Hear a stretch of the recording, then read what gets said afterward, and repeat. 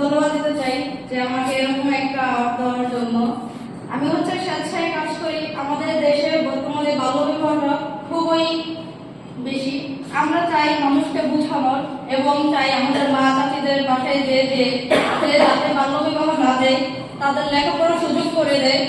এবং আমাদের বাল্যবিবাহ থেকে হয় কি তাদের শারীরিক একটা অপূর্ণতা থেকে যায়, সেই ক্ষেত্রে মৃত্যুর হারটা খুব বেশি হয়ে আসছে। আরো আমরা কাজ করি সেটা হচ্ছে পরিবেশ নিয়ে। পরিবেশ দূষিতর কারণে অনেক অসুস্থ হয়ে যাচ্ছে মানুষ। 3 দিন পর্যন্ত পানি জমা রাখতেছে, সেখানে পোকামাকড় পড়ে একদম পানিগুলো নষ্ট হয়ে যাচ্ছে, সেগুলো আমাদের মাথাচিরা ব্যবহার করছে। আমরা তাদেরকে সতর্ক করি যে এই পানিগুলো আপনারা ব্যবহার করবেন না, আপনারা সচেতন হন। আপনারা যদি সচেতন হন তাহলে আমরা সুস্থ থাকবো। আপনারা সচেতন না হলে আমরা দিন দিন অসুস্থ দিকে চলে যাব। আমি আসলে সংক্ষিপ্ত বলতে চাইতেছি, সবগুলো যদিও সময় কম। আমরা আর কাজ করি গাছ লাগানো নিয়ে।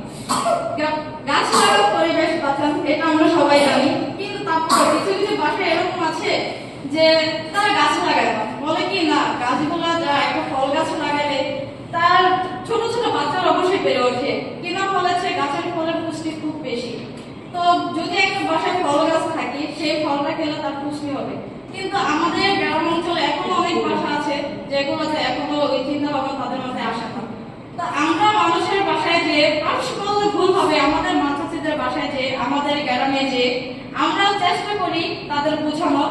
আমরা দলবদ্ধভাবে কাজ করি, 2024 থেকে করে আসছি। আগামী দিনগুলোতে আরো এগিয়ে যেতে চাই।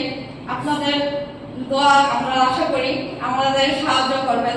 আর অনেক কথা বলা যায় কিন্তু সংক্ষিপ্তই বললাম। ধন্যবাদ।